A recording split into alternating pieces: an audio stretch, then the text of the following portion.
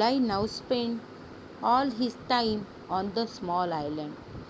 मोलाई आता त्याचा जास्तीत जास्त वेळ, पूर्ण वेळ त्या छोट्या बेटावर घालू लागला.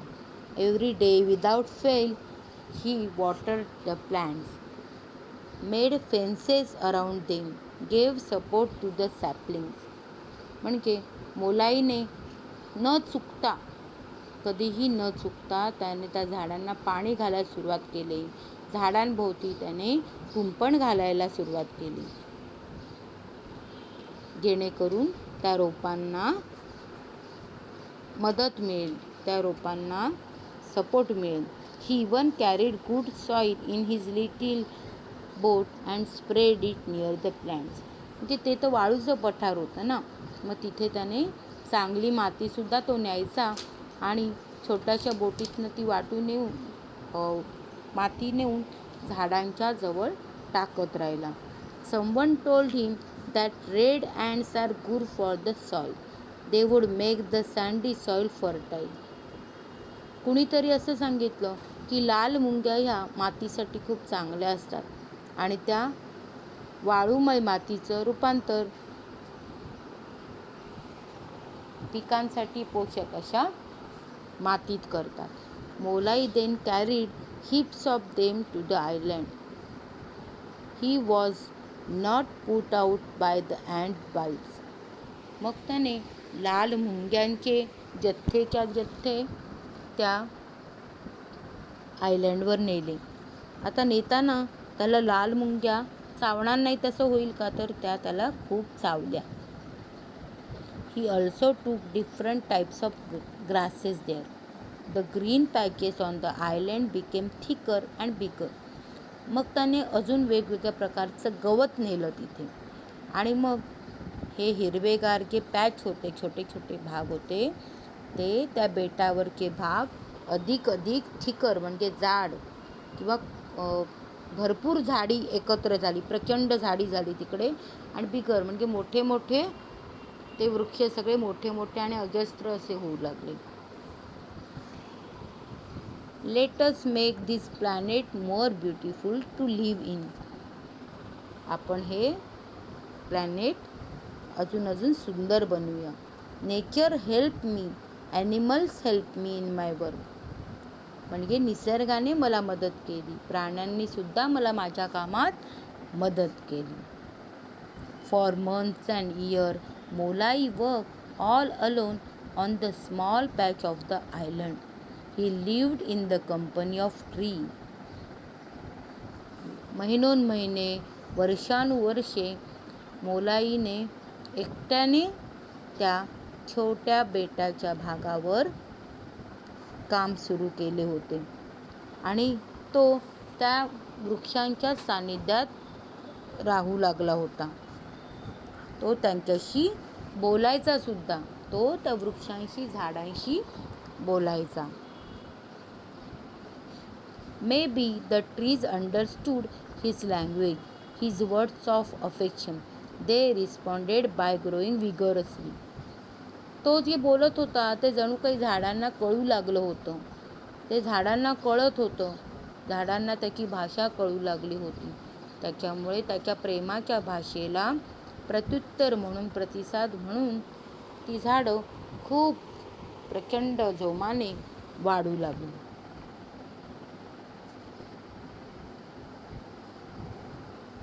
With trees came birds, insects and animals. जशी झाडं वाढू लागली तसे मग तिकडे पक्षी आले, इन्सेक्ट्स म्हणजे कीटक आले, अँड ॲनिमल्स म्हणजे प्राणीसुद्धा आले. दे लाईक द प्लेस, त्यांना ती जागा आवडली. Unknowingly they bought many more seeds to the place. म्हणजे त्यांनी त्यांच्याबरोबर अनेक प्रकारच्या बिया कळत नकळतपणे आणल्या. The place began to get rich with different forms of life. Even then Molai did not abandon his work. म्हणजे त्या जागेवरती वेगवेगळ्या चांगल्या पद्धतीच्या रोपांची वाढ होऊ लागली आणि जीवनाच्या वेगवेगळ्या प्रकारांनी ते जंगल परिपूर्ण होऊ लागले. तरीही Molai did not abandon he work, म्हणजे त्याने त्याचं काम करणं सोडलं नाही. The forest now became a second home for him. People in that area name is Molai's Kathoni, Molai's forest. ते जंगल म्हणजे त्याचं दुसरं घर बनलं होतं. त्या बाजूची जी लोकं होती त्यांनी त्याला मोलाईज कॅठोनी, मोलाईज जंगल असं नाव ठेवलं. Today Molai's Kathoni covers an area of near by 1500 acres. म्हणजे आज जर बघायला गेलं तर मोलाईची जी जंगलाची जागा आहे ती जवळजवळ 1500 एकरमध्ये पसरलेली आहे. And with Molai's efforts it is growing every day. आणि मोलाईच्या प्रयत्नांमुळे ती वाढतच आहे. It houses thousands of different trees and plants and birds and animals including deer, apes and even rhino and tigers. म्हणजे ते जंगल इतकं घनदाट झालं की मोलाईच्या प्रयत्नांमुळे त्या जंगलामध्ये हजारो वेगवेगळी झाडं, रोपं, झुडपं, पक्षी आणि प्राणी जसे की डिअर म्हणजे हरिण, एप्स म्हणजे माकडे, रायनोज म्हणजे गेंडा अँड टायगर्स म्हणजे वाघ. म्हणजे तिथे हरिण, माकडं, गेंडे आणि वाघसुद्धा राहू लागले. To cap it all, a herd of about 100 elephants had started visiting the forest every year. म्हणजे त्याच्या वरची गोष्ट, त्याच्याहून चांगली गोष्ट म्हणजे तिथे 100 हत्तींचा कळप त्या जंगलाला भेट देऊ लागला.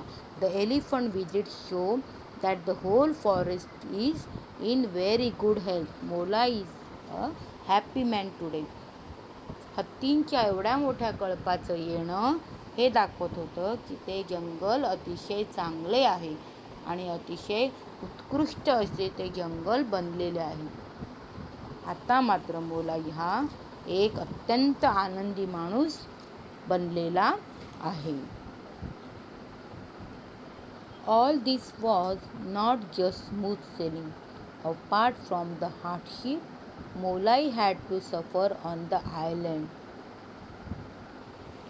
म्हणजे हे सगळं तर खूप काही सहजपणे स्मूथ सेलिंग म्हणजे सहज घडले नाही, तर अनेक कष्टकरी अशा अनेक प्रसंगातनं मोलाईला त्या बेटावर जावं लागलं. त्याच्यापुढे अनेक संकटं आली, गंभीर अशी संकटं आली, जशी की working there in heavy rain and scorching heat.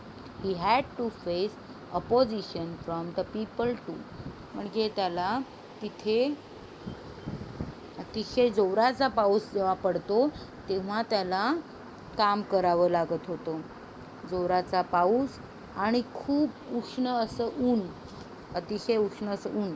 आपण जर घराबाहेर पडलो उन्हाळ्याच्या वेळी तर आपण म्हणतो बापरे किती ऊन आहे, आणि आपल्याला जरा घाम आला की आपण तो रुमालाने पुसतो. मात्र त्या मोलाईने एवढ्या उन्हातान्हात भरपूर अशा पावसामध्ये त्या बेटावर जंगल बनवणं सुरूच ठेवलं आणि त्याला अनेकदा लोकांच्या विरोधाला सुद्धा सामोरं जावं लागलं. He never thought of stealing from his forest. म्हणजे त्याने कधीही त्या जंगलातनं झाडं वगैरेच्या कसली प्रकारची चोरी करण्याचा विचार केला नाही. बट अदर्स डीड, पण काहींनी केला. He had to guard his island against poachers. म्हणजे त्याला पोचर्स म्हणजे शिकारी, तर त्याला शिकाऱ्यांपासून, जंगलतोड करणाऱ्यांपासून त्याच्या जंगलाला वाचवावं लागलं. When people wanted to cut down trees he stood up in their defence like a rock. जेव्हा लोक तिकडची झाडं तोडू इच्छिता होती तेव्हा तो एखाद्या दगडाप्रमाणे कठीणपणे सांगायचा, you will have to cut me before you cut the trees, he warned. तो त्यांना धमकवायचा की जर तुम्हाला झाडं कापायची असतील तर तुम्हाला आधी मला कापावं लागेल. When the elephants came, they caused a lot of damage on the way.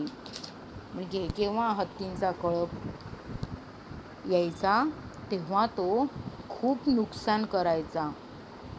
तो त्याच्या मार्गामध्ये खूप नुकसान करत जायचा, कारण हत्ती एवढे मोठे असतात. त्यांच्या त्या एवढ्या मोठ्या शरीरामुळे त्यांना जाताना ते जंगलाचं नुकसान व्हायचं. Even Molai's own hut was destroyed. People wanted to beat up Molai because it was his forest that invited the elephants. Molai was not afraid. मोलाईची सुद्धा झोपडी त्या हत्तींनी उडवून लावली आणि अनेक झोपड्यांचं त्या हत्तींनी नुकसान केलं. त्यामुळे मोलाईला मारायला सुद्धा लोक येत होती, पण मोलाई काही घाबरला नाही. He was firm in his resolve to create and protect a green cover for the land. In the end, most people left the area. They shifted the village to make way for the elephants. आणि जसं हत्तींचं येणं वाढलं तसं मग लोकांना त्यांचा त्रास व्हायला लागला. शेवटी मग त्या लोकांनीच ठरवलं की आपण हा भाग सोडून आपण गावामध्ये जाऊन राहू, जेणेकरून हत्तींना त्यांची जागा, त्यांची जी रस्ता आहे तो त्यांचा रस्ता त्यांना मिळेल. मोलाई keeps cattle for his own living. Luckily, he was full support from his family. They help him in his work in all possible ways. Molai's children will carry on his work. मोलाईने आपल्या स्वतःसाठी काही गुरं पाळली होती, पण आश्चर्यकारकपणे त्याच्या घरातील सगळे जे कुटुंबीय होते त्याचा त्यांना पूर्ण पाठिंबा होता आणि ते त्याला त्याच्या कामात मदत करायचे. आणि मोलाईची मुलं नक्कीच त्याचं हे काम पुढे नेतील. People outside Molai's own tribe didn't know about Molai's work. म्हणजे मोलाईच्याच जातीतील, मोलाईच्या बाजूला राहणारे जमातीतील जी लोकं होती त्यांनासुद्धा मोलाईचं हे काम माहिती नव्हतं. One day a photographer roaming in that area found Molai working in his forest and guarding it. एक दिवस एक फोटो काढणारा माणूस तिथे आला आणि तो त्या जंगलात फिरू लागला. तेव्हा त्याने बघितलं की मोलाई एकटाच त्या जंगलात काम करतोय आणि त्या झाडांचं रक्षण करतोय. When he came to know Molai had grown the forest single-handedly, he was greatly impressed. He told the media, newspaper, TV channel, etc. about मोलाई's single-handed achievement.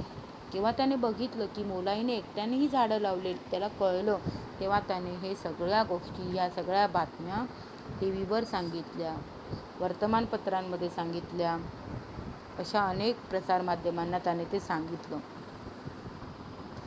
The forest department was impressed too. वनविभागसुद्धा त्याच्या या कामगिरीने अत्यंत खुश झाला. They decided to help Molai in this work. The government honoured him with the Padma Shri award. वनविभागाला जेव्हा हे समजलं तेव्हा ते अतिशय आश्चर्यचकित झाले, खुश झाले आणि त्यांनी सुद्धा त्याला मदत करायला सुरुवात केली. आणि आपल्या भारताच्या सरकारने, भारतीय सरकारने त्यांना पद्मश्री अवॉर्ड दिलं. मोलाई now wants to spread his message throughout the country. Each one of us should plant and grow at least 2 trees. मग मोलाई आता सर्व समाजात हा संदेश देत असतो की प्रत्येकाने 2 झाडं, निदान देशातल्या प्रत्येकाने 2 झाडं लावली पाहिजेत. The trees will take care of the carbon dioxide we produce throughout our life and give us enough oxygen to breathe. Are you ready to help? म्हणजे त्याचं म्हणणं आहे की झाडांची जर आपण काळजी घेतली तर ते कार्बन डायऑक्साईडची काळजी घेतात आणि आपण जो जीवनभर कार्बन डायऑक्साईड निर्माण करतो तो ते घेतात आणि आपल्याला श्वसनासाठी आवश्यक असलेला ऑक्सिजन देतात. मग तुम्हीसुद्धा मला मदत करायला तयार आहात ना? This way the lesson is finished. Thank you.